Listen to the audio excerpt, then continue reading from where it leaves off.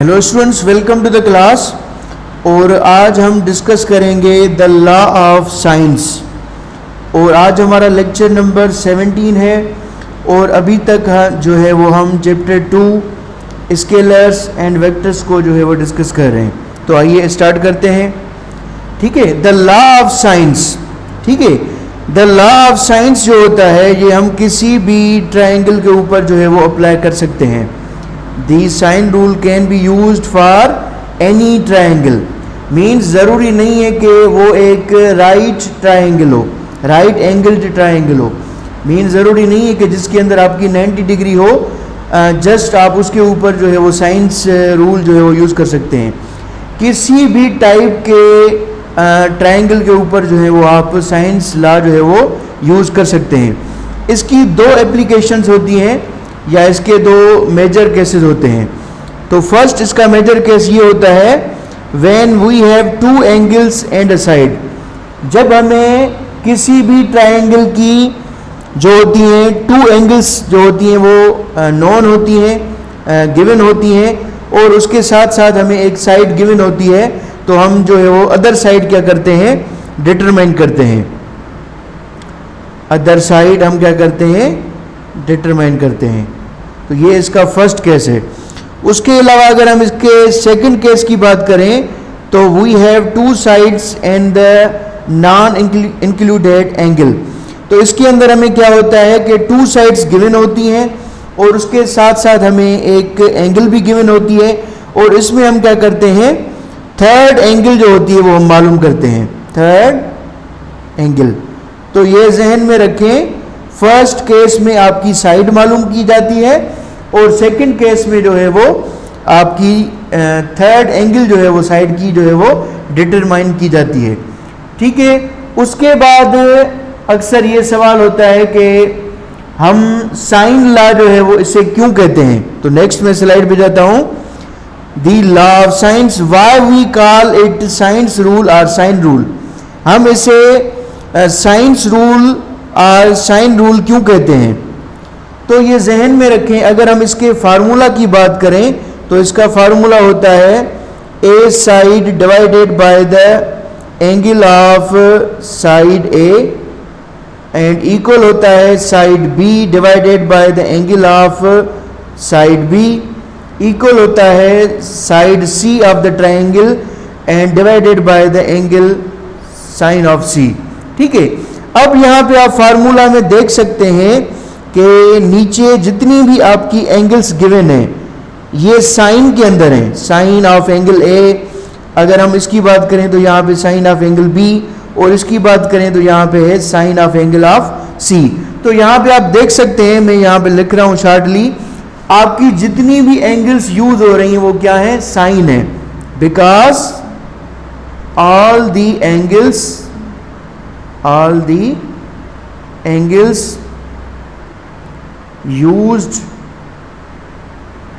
in this formula are sine। ठीक है, इस फार्मूला के अंदर जितनी भी आपकी एंगल्स यूज हो रही हैं वो कौन सी यूज हो रही हैं, साइन एंगल। इसी वजह से ही हम इसको कौन सा लॉ कहते हैं, द लॉ ऑफ साइंस कहते हैं। ठीक है, उसके बाद हम आते हैं इसके फार्मूला के ऊपर। इसका बहुत ही सिंपल फार्मूला होता है। ठीक है, अब आपने मैथमेटिकली जो है वो पढ़ा हुआ है कि यहाँ पे हम कैपिटल लेटर से, मैं हाइलाइटर जो है वो सिलेक्ट करता हूँ, तो कैपिटल लेटर से हम हमेशा एंगल्स को जो होते हैं वो शो करते हैं। यहाँ पे आपकी ए जो है वो ये एंगल है, और इसी तरीके से यहाँ पे जो आपका बी कैपिटल है ये इस ट्राइंगल की जो है वो एंगल होगी बी साइड की, और इसी तरीके से सी कैपिटल यहाँ पे शो कर रहा है इसी ट्राइंगल की एंगल सी। तो जो अपोजिट साइड होती है, इनफ्रंट साइड होती है एंगल की, वो हम साइड की लेंथ से शो करते हैं। तो यहाँ पे आप देख सकते हैं एंगल का जो बिल्कुल फ्रंट पार्ट होगा वो हम ए से शो करते हैं। तो एंगल के बिल्कुल जो सीधा पार्ट होता है उसको हम साइड से शो करते हैं। तो बी की एंगल सामने वाली ये होती है, तो ये साइड बी हो जाएगी, और इसी तरीके से सी एंगल का जो फ्रंट पार्ट होगा वो क्या होगा, सी साइड होगी। तो इसका फार्मूला ये होता है, मैंने प्रीवियस स्लाइड के अंदर भी लिखा था कि side A divided by the sine of angle A equal होता है side B divided by the angle of sine B equal होता है साइड सी के, और ये इक्वल होता है sign of angle of C के। ठीक है, अब यहां पे मैं आपको टर्म्स जो है वो ब्रीफली समझा देता हूं।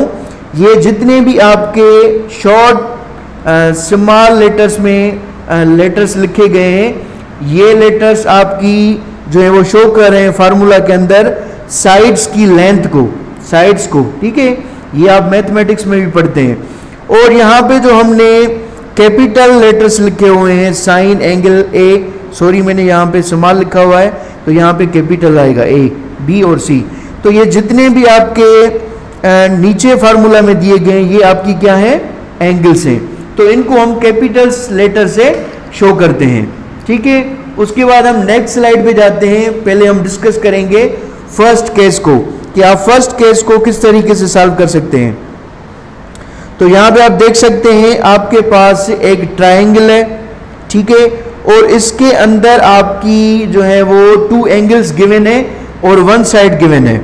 ठीक है, टू जो है वो आपकी क्या है, गिवन है, सॉरी एंगल गिवन है, ये आपकी टू एंगल्स गिवन है। ए एंगल आपकी गिवन है और उसके साथ साथ आपकी सी एंगल जो है वो गिवन है। ठीक है, और उसके साथ साथ आपको ए साइड का वैल्यू गिवन है, तो आपको डिटरमाइन करनी है सी साइड। तो इसके ऊपर हम जो है वो फर्स्ट केस अप्लाई करेंगे, इसको फर्स्ट केस कहते हैं। और इसमें हमें जो है वो क्या मालूम करना है, साइड सी जो है वो मालूम करना है। ठीक है, तो मैं पहले लिखता हूं फर्स्ट केस में क्या होगा, इसके अंदर कौन सी कंडीशन होनी चाहिए, when to angles and one side of the triangle is given, we can find the third side। ठीक है, जब हमें किसी भी ट्रायंगल की टू एंगल्स गिवन हो और वन साइड गिवन हो, तो हम इस को साइंस फार्मूला को यूज करके हम जो है वो थर्ड साइड डिटरमाइन कर सकते हैं। तो यहाँ पे आपका फार्मूला कौन सा अप्लाई होगा, तो यहाँ पे आपका फार्मूला अप्लाई होगा side A divided by the sine of angle A, इसको कैपिटल में लिखेंगे, इक्वल है साइड सी के divided by the sine of angle C. ठीक है, अब यहाँ पे आप इनके वैल्यूज पुट कर सकते हैं। तो ए का वैल्यू आपका यहाँ पे कितना है, दैट इज 8, और साइन ए आपकी कितनी गिवन है, साइन ए का वैल्यू है 30 डिग्री, आप देख सकते हैं। तो मैं यहाँ पे लिखूंगा साइन 30, ये इक्वल हो जाएगा। अब यहाँ पे सी जो है वो हमें डिटरमाइन करनी है, तो मैं सेम टू सेम लिखूंगा। और उसके साथ आप देख सकते हैं साइन ऑफ एंगल ऑफ सी कितनी है, दैट इज 55, तो ये मैं वैल्यू क्या रखूंगा, सेम रखूंगा। उसके बाद मैं जाता हूं नेक्स्ट स्लाइड पे। ठीक है, अब हम करेंगे बाय क्रॉस मल्टीप्लीकेशन, BCM। ठीक है, तो जब आप BCM करेंगे तो ये हमारे पास है, हम इसको इस तरीके से लिख सकते हैं कि हमारा ये वैल्यू आ जाएगा 8 इंटू साइन 55 आपकी इक्वल हो जाएगी C इंटू द साइन 30 के। ठीक है, अब अगर यहाँ पे आपको जो है वो साइड C ये डिटरमाइन करना है, तो साइन 30 यहाँ पे आके क्या करेगा, डिवाइड करेगा।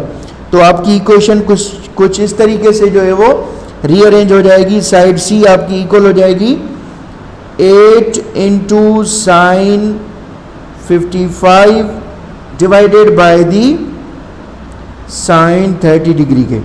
ठीक है, तो जब आप इस टोटल वैल्यूज को डिटरमाइन करेंगे तो आपकी साइड C की जो लेंथ हो जाएगी वो हो जाएगी 13.1।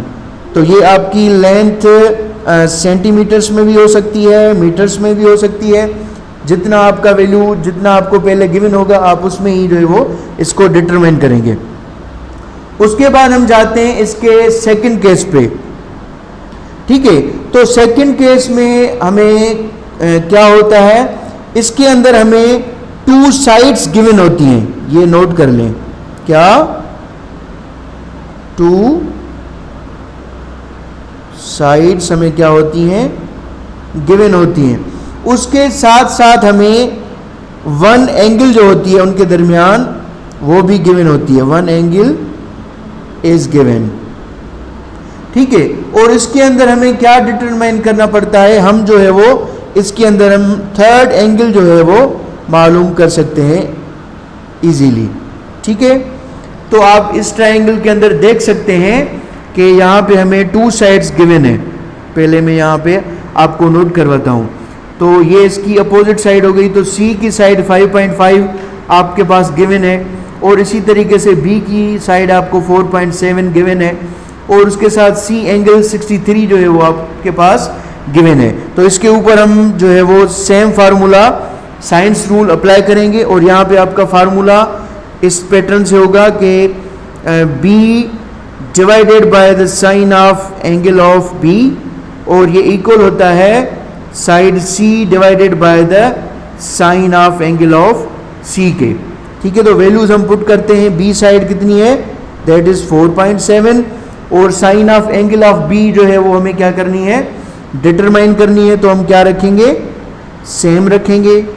उसके बाद साइड सी कितनी है, दैट इज 5.5, और sine angle of C given है, वो आप देख सकते हैं कितनी है, दैट इज साइन 63 डिग्री, ठीक है। अब हम करवाएंगे बाय क्रॉस मल्टीप्लीकेशन। तो बाय क्रॉस मल्टीप्लीकेशन करवाने से आपकी इक्वेशन जो आपका प्रीवियस फार्मूला था प्रीवियस स्लाइड के ऊपर, वो कुछ इस तरीके से रीअरेंज हो जाएगा। 4.7 इंटू साइन 63 डिग्री इक्वल हो जाएगा 5.5 into sine of angle of B. और आपको अगर sine of angle of B मालूम करनी है तो ये इक्वेशन इस तरीके से हो जाएगी, 4.7 into sine 63 degree and divided by दी 5.5। तो जब आप इसको डिटरमाइन करेंगे वैल्यू को, तो आपकी एंगल बी जो है वो आपकी इक्वल हो जाएगी 49.6 डिग्री के, ठीक है। ये आपका आंसर हो जाएगा। तो इस सेकंड केस को अप्लाई करके आप किसी भी ट्रायंगल की जो थर्ड एंगल है वो आप डिटरमाइन कर सकते हैं। उसके बाद ये क्वेश्चन होता है कि द लॉ ऑफ साइन जो होता है वो हम फिजिक्स के अंदर क्यों अप्लाई करते हैं, फिजिक्स के अंदर हम अप्लाई क्यों करते हैं। तो आप देख सकते हैं इसके अंदर अगर हमें दो एंगल्स गिवन होती हैं और एक साइड गिवन होती है, तो हम थर्ड वेक्टर जो है वो मालूम कर सकते हैं। इसके थ्रू हम डिटरमाइन करते हैं, ये ज़हन में रख लें, determine the resultant and angle of two vectors, ठीक है। तो ये इसका आंसर है। इसके थ्रू हम किसी भी दो वेक्टर्स का रिजल्टेंट या उनके दरमियान की जो एंगल है वो डिटरमाइन कर सकते हैं द लॉ ऑफ साइंस को अप्लाई करके, ठीक है। तो स्टूडेंट्स आज हमारा बहुत सिंपल लेक्चर था। इंशाल्लाह नेक्स्ट लेक्चर के अंदर नेक्स्ट टॉपिक को डिस्कस करेंगे। अपना ख्याल रखिए। Thank you, have a nice day.